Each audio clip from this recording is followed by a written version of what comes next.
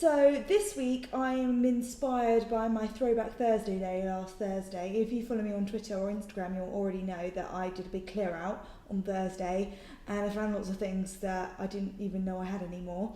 One of them was this book, 5 Minute Fairy Tales. Now this is the book that I learned basically about fairy tales, and I thought I'd read you one to make you understand the disappointment I get when I watch the films and TV programmes when they do a fairy tale. The one I'm doing is Princess and the Pea because A, it's the shortest, and B, it's the one I read the most. I didn't like Princess and the Pea the most. I want to make this very clear, it's not my favourite story. If I had to choose a favourite fairy tale, it'd probably be Cinderella or Snow White or Sleeping Beauty. But Princess and the Pea is the one I read the most in this book because it is the shortest. It's literally these 2 pages. So, yeah. It's got nice pictures, isn't it? I think I like this book because of the pictures probably more than the words. Once upon a time there was a prince who wanted to be married. Now the prince was brave and kind and handsome. There were quite a lot of girls who would have been happy to marry him. But there was one problem. The prince insisted that he would only marry a real princess. Whenever he visited another country, the prince made a point of visiting all the princesses who lived there. But he always came home without a bride. One stormy night, the prince was at home in the royal palace with the king and queen. The rain poured down and howled around the turrets. Suddenly, above the rumbling of the thunder, a knock was heard at the palace door. It was so odd that someone should be out on such a night that the king himself went to see who it was. Well, there, on the doorstep, stood a lovely girl, dripping wet and shivering cold. "I am a princess," said the stranger. "Please may I come in until the storm has ended?"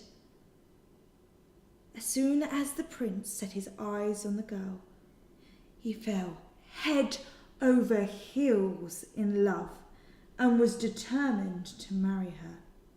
After all, she is a princess, he said to his mother. "We'll see about that," said the queen, and she hurried off to arrange the bed to be made up for the visitor. When the girl was shown to the room, she was surprised to see the bed was piled high with 20 feather mattresses. But she said nothing and climbed between the sheets. "What do you think of our young visitor?" the king asked the queen when she returned.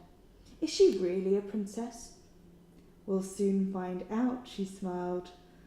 "For under the 20th mattress of her bed, I have put a dry pea." The next morning, the royal family was having breakfast when their guest appeared. "Did you sleep well, my dear?" The king winked at the queen.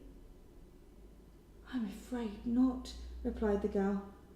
"I don't know what it was, but something lumpy in my mattress kept me awake all night." "Then you are a real princess," said the queen. "Only a real princess has such delicate skin." Luckily, the princess loved the prince as much as he loved her, and soon they were married and lived happily ever after. The end. So that is the standard of prose in this book.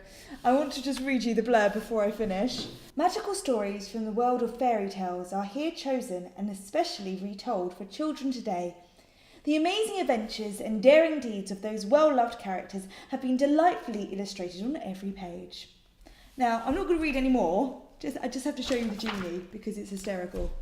That is the genie. Isn't it awesome? Thanks for watching. I hope you enjoyed. If you like this video, please like it, share it, comment, subscribe, share, get my views up. I will see you next week.